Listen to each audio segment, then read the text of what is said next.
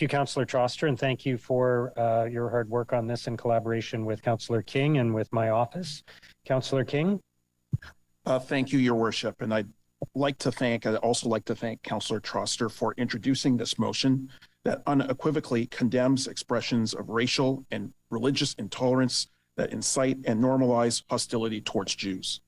As a council, we must strongly condemn the increasing incidents, threats, and explicit expressions of anti-Semitism that have intensified across our city, including in our schools. These incidents reflect ideologies of intolerance and hate that are systemic and long-standing. In recent months, however, there has been a noticeable escalation of anti-Semitic rhetoric and symbolism throughout the city and country. Recent statistics in Canada have shown that religious-motivated hate crime is up by 67%, and that incidents of anti-Semitism are up 47%. Indeed, Statistics Canada have found that police-reported hate crimes against Jewish people accounted for the high number of religion-based hate crime in Canada.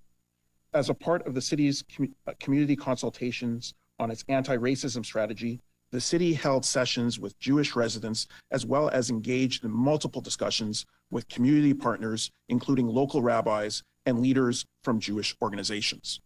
During these consultations, participants noted that safety and security were key issues, with hate crimes increasingly directed towards Jewish communities and synagogues.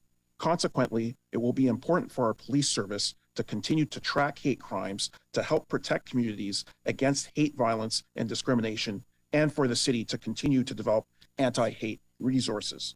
It will also be important to support Jewish organizations to combat anti-Semitism, along with United for All, a coalition of 44 organizations representing over 150 partners who are all committed to overcoming hate-based violence, racism, and extremism in Eastern Ontario.